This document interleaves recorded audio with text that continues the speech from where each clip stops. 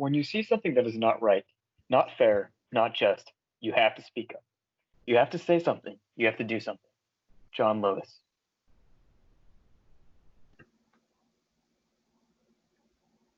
Yo, guys, what is going on? It is 5:17 a.m. on this Wednesday, July 29th. Really excited to have you guys.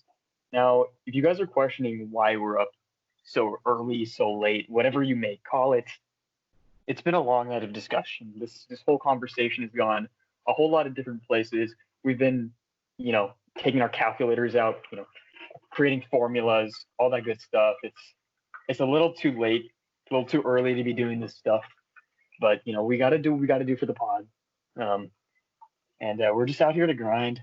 But this is a big day, our second player breakdown. We're very excited to discuss one of our favorite players, but then also some of the other figures in the NBA. But with that, I think we're ready for a big time episode. You want you guys care to explain?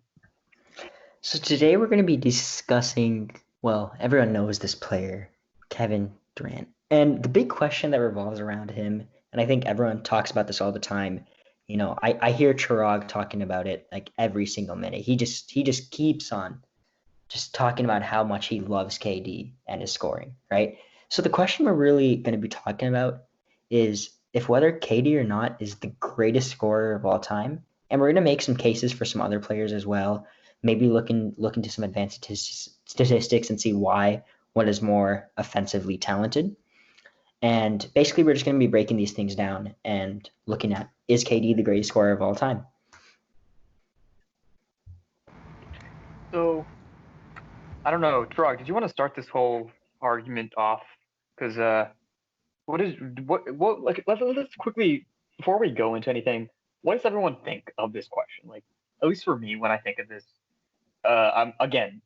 it's 5:20 in the morning. I've spent at least the last few hours looking at Kevin Durant information, his stats. Yeah, NBA shot charts.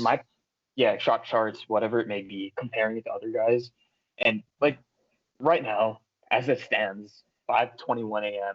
or I don't even know. I have my clocks off, but whatever it is. I'm gonna go with Kevin Durant. That's just my stance, and I'm excited to talk about him now. Do you guys think he's the greatest scorer of all time? Well, I think the case is definitely there to be made, but I think there are guys that can be argued for as well. And the guy that I'm going to bring up, he is obviously the face of the NBA, but there's just some things that I feel like are overshadowed because he's such a great playmaker, right?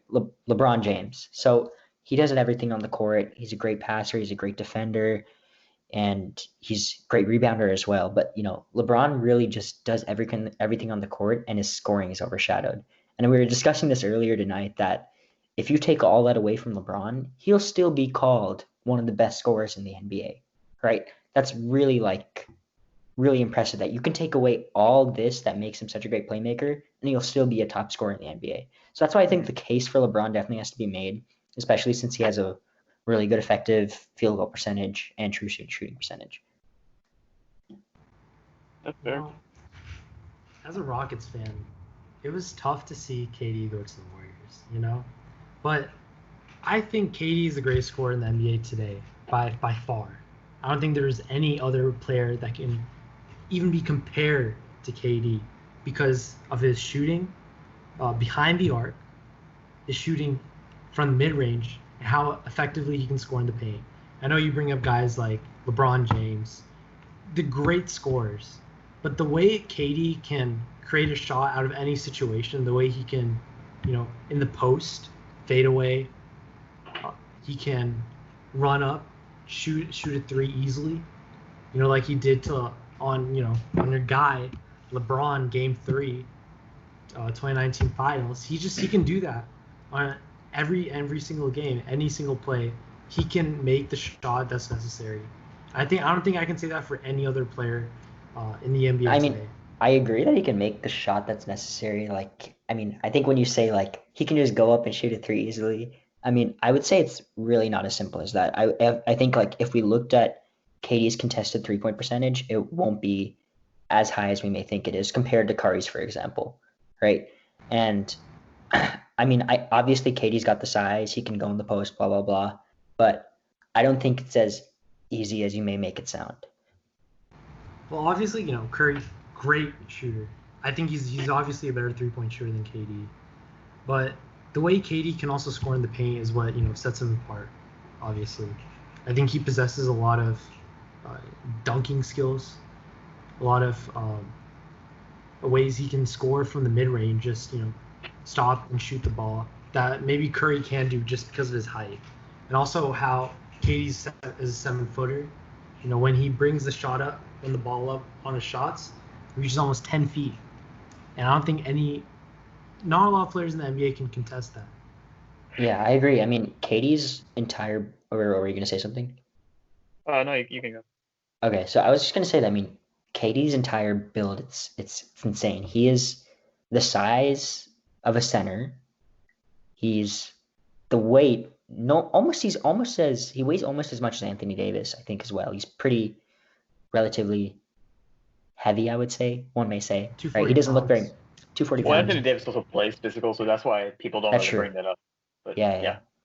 But like, I think just what makes KD special is the way he's able to control his body that's also so long and so large is something that most players aren't going to be able to do, because it's a really hard, I would say, build to control. To be able to be that athletic. Right? You know. I mean, I wouldn't know. I mean, I'm 5'8", 140. All right, fine. Sorry. I know you guys didn't want to hear that, but hey, I can spot up when I want to, just saying, KD type. Yeah, I wanted to say something about Kevin Durant's versatility. Chirag, I think you briefly touched upon this. So again, it's really early. So the reason we were up so late, one thing, we're looking at the formulas. Two of the more common, well, I guess this is, it's one of the more frequently used advanced stats, true shooting percentage. Same thing with effective field goal percentage. The deal with those is they're trying to adjust for 3-point shots, factoring in 3-point shots because they have a greater weight because obviously they're worth 1 whole point more than a 2-point shot. But when you look at the effective field goal percentage list, the true shooting percentage list, you see a lot of centers up top. You see guys like DeAndre Jordan. Jonas Valanciunas is actually higher than Kevin Durant in true shooting percentage over their careers. So it's little numbers like this that kind of disturbed us. And we at least tried coming up with some sort of formula, but I don't think it was the time of day to do that. I think we can definitely super spontaneous. I think we can definitely do that another time, though. We'll try to bring something that maybe balances everything. Because our main problem, I would say, with the effective 3-point percentage or effective shooting percentage, I would say, is one that you don't know the amount of 3-point attempts they're taking, right? The amount of attempts are not taken into account, right? So if you look at a player from, we were looking at MJ, for example. He took how many 3-point attempts in his first year? I don't know, like 0.9, but it's like mainly just taken into account the percentage rather than, it's not really weighted towards the attempts. Do you have the exact formula pulled up, or Chirag, can you pull it up? Yeah, I have the formula. So it's points, so total points, divided by 2 times this metric called true shooting attempts. And that value is field goals attempted plus 0.44 times free throws attempted. That's true shooting, right? True shooting percent. That's factor of true shooting percentage. Yeah. So it does account field goal attempts. And no, we were talking about effective right now. Oh. Yeah. I think effective is field goal plus 0.5 times 3-pointers divided by field goals attempted. Okay. Yeah, no, so it does factor in the attempts, but I don't know. There was just something off about that stat, right? You don't want to be looking at it. Okay, again, the essence of the true shooting percentage is to weight 3-point shots. You don't want to be seeing guys like DeAndre Jordan at the top. That's counterintuitive. That defeats the entire purpose. They are obviously not the best, as we would say, scorers in the NBA. So that's our main problem with the metric, because it's like it's not weighting for various other factors. It's not weighting various other factors that we think should be put into that, right? Yeah, DeAndre's 1 for 8 from 3 in his career. right? So Yeah. he should not be at the top of this list. So the thing I was really interested in trying to find a statistic for, and again, Keshav said we'll try to look into this later, some sort of consistency rating. Kevin Durant is really unique. So he's actually LeBron James, for example. He dominates inside the paint. That's his. So if you're looking at his 2017-2018 season, that's just whatever I had pulled up, but Mhm. he shot 735 shots in the paint, and his next closest was a mid-ranger, 336 attempts, right? So, or actually 367 from deep was the second most. So about twice as many attempts inside the paint. Kevin Durant is really different in the sense that the majority of his shots come from the key, right? From the elbow. I think 38-60 shots Yeah, 38. from that spot, 38-60 shots, and this is for his career. So this is a larger sample size. Yeah. And then second most is from deep three. And then he doesn't shoot a lot from the corner. Mhm. So yeah, his third most is from the paint. So that's what really shocked me about Kevin Durant. The balance of shots is, I mean, it's just a lot more balanced, right? He's taking a lot of shots from the elbow. He's taking a lot of shots from deep, and he's still managing to take a lot of shots from the paint. It's just a better balance, and I wanted to find a stat that would balance that out, factor that stuff in. And a little side note I think we were discussing earlier was that regarding the shot chart, KD's initial scouting report was that he likes to take a lot of his shots from the right side. Right, that was the thing. And Yep. you clearly see in the NBA that that's really how it's been. His like frequency, points per shot has been much higher, I would say, on the right side. Yeah, and especially with jumpers, like there's a slight, it's just different when you look solely at like shots within like 5-6 feet of the basket, but Yeah. the deep twos, the threes, especially the corner threes, like it's a staggering amount versus corner threes from the right, corner threes from the left. It's like less than 100 from the left, I want to say, and around 150 from deep. Yeah. So I just pulled up. If you look at frequency, which is obviously just percent of shots from a specific location, corner threes had a 1.25%. From the right side, corner threes from the left side was only at 0.79, which is obviously a pretty big a change there, like 1.5 times right there. So that's pretty crazy. The efficiency is also pretty. The efficiency is there's differences, but I mean Kevin Durant in general is just a really big player. Yeah. And I mean, I know you guys. I know it kind of sounds like we think we're going off on this tangent just because. While we want to have this discussion, is he the greatest scorer of all time? We're just kind of having a little bit of problems with the fact that all these metrics themselves, they have inherent flaws to them. So we're kind of just trying to look for a way to really measure this scoring ability effectively. Yeah, across every single zone on the NBA court. Yeah. Because that's where Kevin Durant really stands out amongst his peers. And again, you're supposed to be defending Larry Bird here, but even you can acknowledge that Kevin Durant, like he succeeds everywhere he shoots. And his range, which I also found pretty staggering. So the lowest he shoots is 37.3 from deep, and then 73.7 is his highest at the paint. That obviously makes sense. So what is that, a 36.4 percent difference between those two. Look at a guy like LeBron, it's 35 point. Oh, this is actually, okay, let's look. So this actually goes back to 2010. We don't have the shot chart data past that, but still, that's a pretty big sample size. It's about 10 years. If you look at LeBron James, 34.9% from deep and 73.4% at the paint. So that's still around 40%. I know it doesn't seem like the biggest difference, but it is, right? Those shots, especially when he's succeeding more from three, Kevin Durant is. Obviously, that's more valuable. So little things like that, we just wanted to account that.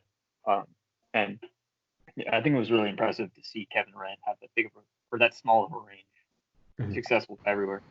Yeah, definitely. And I was actually looking at some shot charts just now, and I was comparing because LeBron came into the league in a much it was a different era at that time Yeah. from 2003 2008, which is very different basketball. So I decided to only compare the years where there's overlap between KD and LeBron. So looking at the charts, you see that the only place where LeBron has a higher zone percentage is the paint, and the difference is very minimal. But in every other zone, KD is more efficient Yeah, and than how many LeBron. shots has LeBron taken in the paint compared to KD most time that time? Like, what's the difference between So shots in the paint? So KD has taken 4,762 shots in the paint. Percentage is 65.3. Mm-hmm. LeBron has taken 8,309, and his percentage is 68.8. Yeah, and let's just make something really clear. Whoever's watching this, someone out there is thinking like, why are you guys, having why are you guys like talking Kevin Durant's dick, right? Essentially, like there's someone out there thinking that this is a Kevin Durant player breakdown. Like that's what we're gonna do, right? We're out here to. Kevin Durant's gotten a lot of hate. We're here to look at the positives. Okay, that's just how it is, right? So Mm-hmm. you're just gonna have to deal with that, right? He's a great scorer regardless. And Even we're if not, you hate him, you have to respect his game. yeah, and we're not just defending Kevin Durant too. We're trying to, make arguments against whether he is not the greatest scorer of all time too, just by comparing him to other players, right? And I Yeah, think we're that's not really here to. Yeah, we're not here to talk about like his whole decision to come to Golden State. Like, that's not what we're here for. yeah. You guys all You know look at that. the numbers. Yeah, you look at the numbers. It's just unique. Yeah. Uh, And Chirag, about that point you were making, I just think that like the fact that LeBron has, I mean, it's fair to say that obviously KD was more efficient in those areas, but most of LeBron's shots come from the paint, and he does that at I would say, slightly higher level than Kevin Durant. So I would say maybe it's not exactly fair to compare that if LeBron's almost shooting double the amount of shots, or almost double the amount of shots in the paint, and at a higher percentage too. I mean, that's true, but also KD is overwhelming. From the three specifically, KD is a lot more efficient than LeBron was during those years.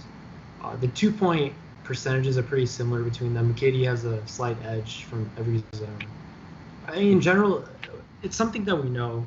KD has been a more efficient scorer from Yeah. everywhere but the paint. Obviously, LeBron, a lot of weight on him. I think he 280, bigger frame, and that's his main form of getting points throughout his career. It's been through scoring in the paint. Mm-hmm. and yeah, I don't think you can discount that. But again, Kevin Durant, it's not like he's been bad at the paint. I think what's really crazy about Kevin Durant is he's super successful at the paint, but he's also really good deep, right? And he's going to take more shots. He takes the right shots, and both of these guys take the right shots. If they weren't taking the right shots, they wouldn't be in the league. Or they wouldn't be in the same conversation. They wouldn't be in this GOAT conversation. But Kevin Durant takes the right shots. He's, as I said, the most shots are from the elbow, and Yeah. he's making those shots. He's one of the most efficient players in the league from the elbow, so he's going to take those shots, right? And then you might argue, hey, the deep two is not the best shot. And I would agree. I would rather have I'm more in the Rockets line of thinking, right? I'd rather have you shoot a three, take like 3 steps back. Why would you not? But if you're making those shots from the elbow, you take them. He knows his strength. Knowing where your strengths are and just purely refining those strengths is what makes it, what makes him better, right? What makes him great. I think in recent years, we saw this in the 2019 playoffs, or earlier in the playoffs, also in 2018, we saw how KD utilized the post. He would always, a lot of the times they'd pass it to KD in the post, and then he would shoot the ball or you pass it away. And I think that really, brought his game to another level, as well as the Warriors' performance in those playoffs.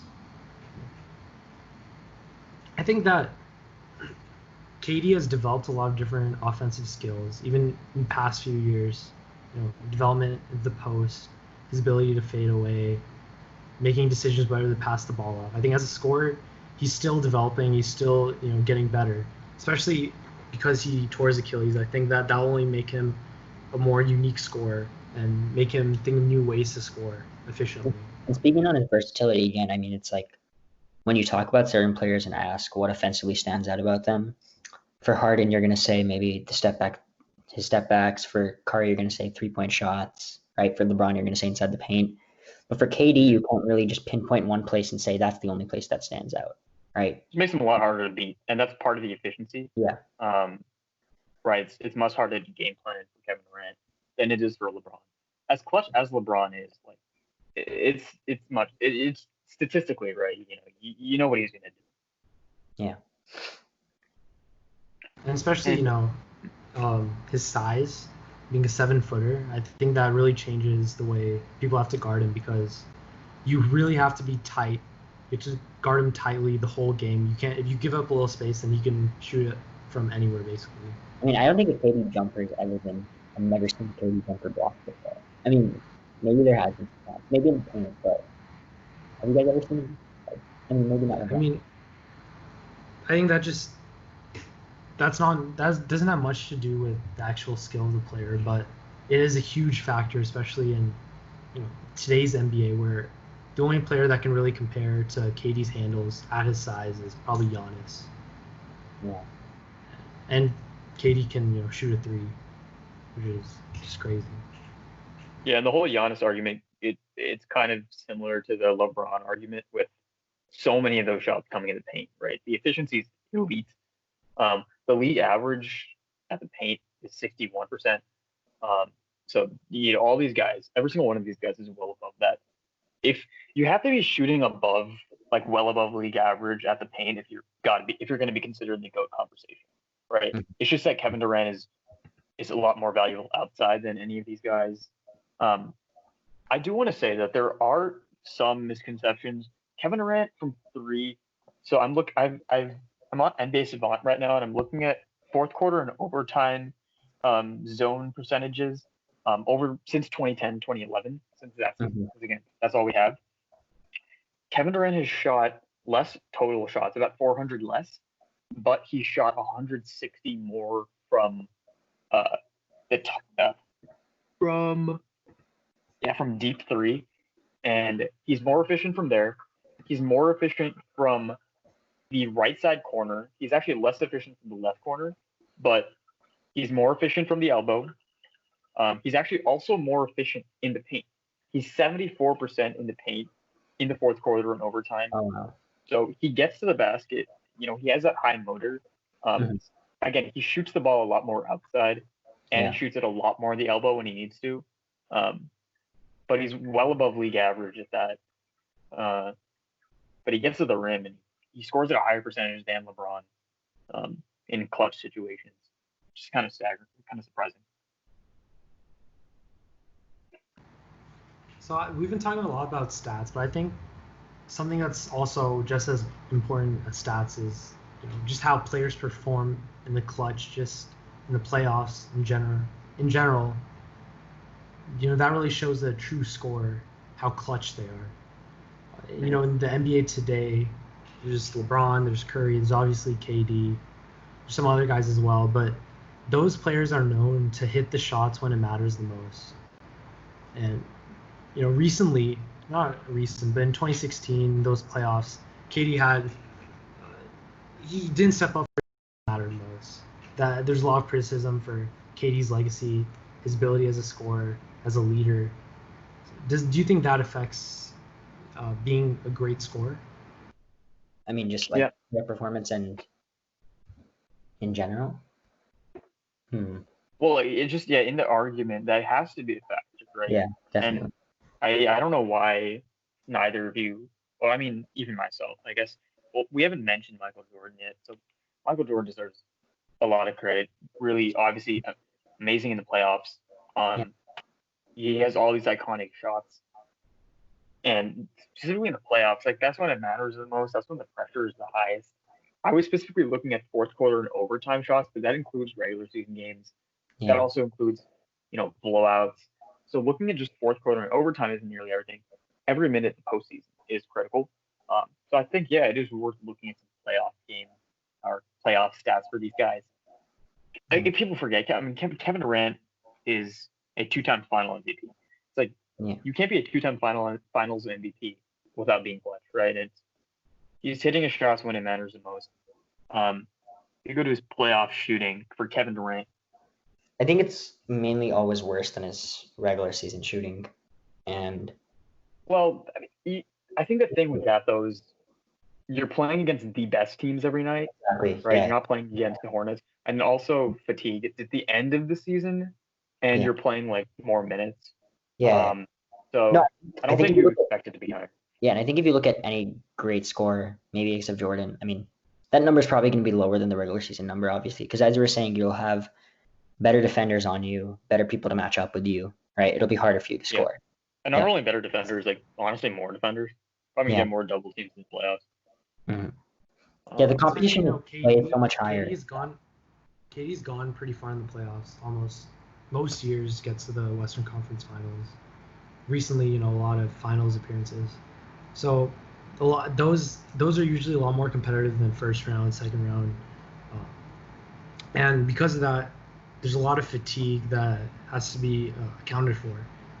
Like looking back at some of these game 7 of these Western Conference Finals, they didn't score over 100 points, for example. But that's not because the players were worse. It was obviously because of fatigue, because there was a lot more pressure for these players to score. And I actually found an interesting stat here, like in the playoffs. So I'm looking at LeBron James versus Kevin Durant, and LeBron's a little higher. For Kevin Durant, career .475 playoff shooting percentage. For LeBron James, that's at 49.1%. Yeah. But the distance there, 11.9. So this is just distance of the shot, average shot. LeBron is 11.9, and for Kevin Durant, it's actually 14.9, which is pretty meaningful, right? That's a difference between 3 feet, right? That's the difference between a deep 2 and 3. And I will say though that his 3-point percentage is only 30. This is kind of staggering. 30% from 3. Yeah, but also for LeBron's 22%. Yeah. Again, there is the whole playoff factor. Fatigue, more defensive attention, better defenders. So you could look at a lot of guys, and I'm fairly confident that they're going to be showing, significantly decreasing numbers from deep and in general. And do you have what was KD's 3-point percentage numbers in those 2 championship seasons with Golden State? You're talking about in the playoffs for those years? In the playoffs, yeah. It was 32% that first year, and then 32% actually both years. 31.7 from 3. Yeah, that was from 3. In the first 2 years with Golden State. Yes, 32%. It says 30. It says 44 the first year, 34 the second year. Huh? So I actually just wanted to correct myself from earlier. I was actually looking at the field goal percentage, so basically the frequency of shots. Kevin Durant, 30% frequency from 3 in playoffs. So 30% of the shots are coming from 3-point land. For LeBron, 22% of shots are coming from 3, but he's making 33% of those. And for Kevin Durant, he's making 35% of those. So I think, I again, it's a kind of early, late, whatever it is. For me, it feels late. It's like 5:30 something. But yeah, no, I just wanted to correct myself there. But I think still the point stands. He's a little more efficient 3, and he's still just as efficient at the paint. So there is some value there.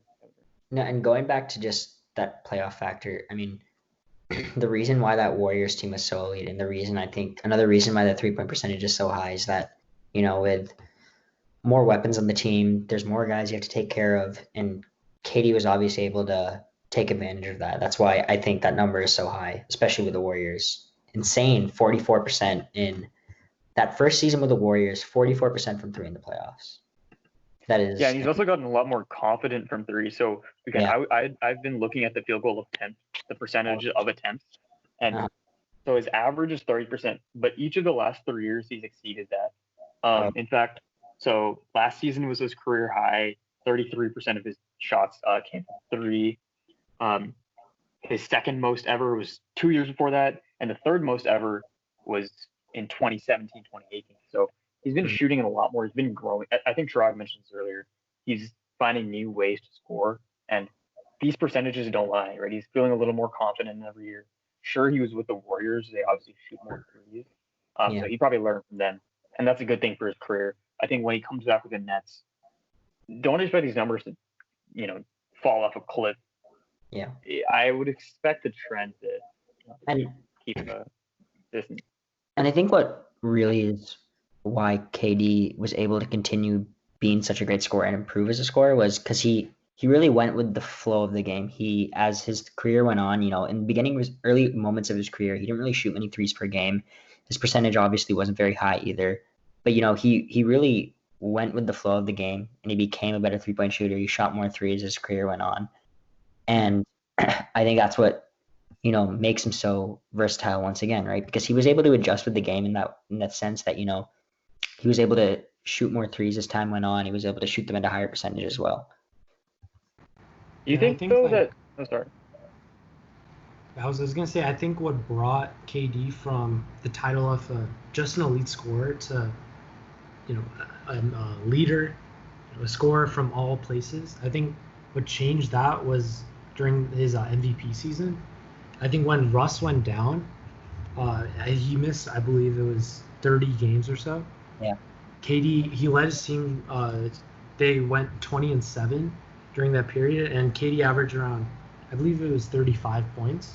I think that's what really brought him from being an elite scorer to an all-around leader, as well as just being more confident in his abilities to score on his team, lead his team to wins, as well as just rack up a lot of points. Yeah. Do you guys think? I think this is just a question worth looking at. So only 43.5% of LeBron's playoff threes were assisted. I believe these are. I don't know if these are 3-pointer. I think these might be 3-pointers made. So 43.5 of those were assisted. For Kevin Durant, is 68%. Right, that's a huge difference. Yeah. Do you think that changes the stance on this at all? And I think that may come from the fact that, especially when he was with the Warriors, I think that emphasized a lot more ball movement. Maybe perhaps that's why that number's so high. Because maybe if we just isolate that and look at Golden State specifically. Well, that's what you'd think. But his highest years are actually in Oklahoma City. That's why I was super shocked. So wow. 81%, 2010, 2011. His career high, if you wanted to call it a career high, is literally career high, 83.7% in 2013, 2014. He's actually below that career average every single year in Golden State, which is just a weird thing. Like you mentioned, the ball movement, you wouldn't think that was that's really a possibility. And I think, going back to your previous question of whether that changes my stance, I think LeBron drawing up plays and emphasizing, not even drawing up plays, or just trying to get LeBron an open three to assist on, just wasn't the emphasis of the game regardless, right? So I don't think it's a thing we should, I guess, take away from KD just because a lot of them are assisted. Yeah, it succeeds off the ball. I'm sure that was obviously if you're the Warriors, you bring him in anyway, but I think it's an added bonus that he's so strong off the ball. Yeah, definitely. Yeah. But Chirag, did you have anything else to add to this? Yeah, and I think I'm gonna wrap this up in just a second. But at least the reason I wanted to look at Kevin Durant was because some of the stats are misleading with him, right? Or misleading in general. The true shooting percentages, effective field goal percentages, they tend to favor, even though they're supposed to, factor out DeAndre Jordan's so top of this list. We wanted to look at this, look at shot charts, look at things that people aren't really considering. You look at Kevin Durant's shot charts, and it becomes clear to me that he's a lot more polished of a scorer, a lot more versatile of a scorer than people give credit for. Yeah. I think what's complicated about this question is why we're saying that there's so many ways to answer it is because you look at these shot charts, you look at the time, the era of the time of the game, right? You look at how many threes were attempted. It's really hard to basically kind of balance all those stats and answer this question. But just looking at eye level, maybe you can give an answer that, KD is the greatest scorer of all time. But it's a really complicated question, I guess, that has a lot of nuances. And I think that's why as we're, I guess, segueing in towards the end of this discussion, is that we were thinking, at a point we'd like to try to basically introduce our own statistical measure of, scoring ability, or just statistical measures in general that we think will weight towards things that we think are very important. And we'll get to that another time. But yeah, it's something we're excited and looking forward to do. Yeah, so personally, it's difficult to compare some of these players like MJ, KD, Kareem, just because of how different these eras were. In the 80s, there's a lot of focus on setters and how efficiently they can score. In the 90s, there's a larger focus on mid-range shot, and now it's a huge focus on the three, shooting from all places on the court, just spreading the floor as much as possible. But it's difficult to compare to players like MJ because of the system they were playing in at the time. If MJ were in KD's position today, would he be shooting 43% from three, be shooting 50% from the field? Would he be putting the same numbers as KD has been in those good years? And it's difficult to compare all those statistics.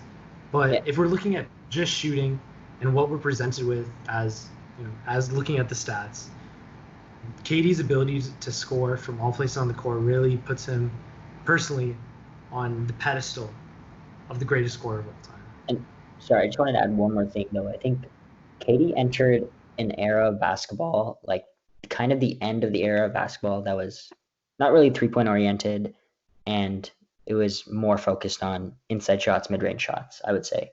And it's really impressive how he really evolved with the game, right? I think he was a huge pioneer for how the game changed moving forward, right? Because of his abilities, his amazing offensive abilities. No doubt. Just like Curry changed the way people thought of the three-point shot. Exactly. I think KD's ability as a wing player to shoot at that impressive clip from anywhere on the court really changed the way teams looked at wing players, how to implement them into their game plan. Yeah, and I guess I think we've each had like multiple final points, and here's my final point. I think when we're discussing like elite scorers, another random thing you could think about when thinking about elite scorers, have they become archetypes? And that's a weird thing to think about, but Kevin Durant, when you're looking at a lot of draft prospects, Brandon Ingram, he's the next Kevin Durant. Emily Bates, who's I think still like a junior or something, but when he comes out, I'm sure he'll be compared to Kevin Durant, similar build. Yeah. Steph Curry, Trae Young, he's the next Steph Curry. LaMelo Ball, I think when he was a little smaller, this guy looks exactly like Steph Curry. Ben Simmons, this is next LeBron James. Yeah. Kevin Durant has become an archetype, right? He's a kind of a trailblazer, a lanky, skinny, just an athletic freak. Also could have been a trailblazer, but sorry, Portland. Yeah, quite literally, could have been. Yes. Yeah. But I think that should just about wrap it up on the Kevin Durant episode. If any of you guys are wondering why there's less structure with this episode, we were planning to go with something more similar to Jamal Charles last week. But with Kevin Durant, we felt like his legacy is more important than maybe a career breakdown, if that makes any sense. We wanted to look and compare him to other players rather than looking at individual seasons and whatnot. Maybe in the future we'll go back to the old thing. If you guys have any preferences, if you want us to continue talking about these guys like the grand things, then maybe. But I think that'll just about do it for the 5th episode of TTP. Peace.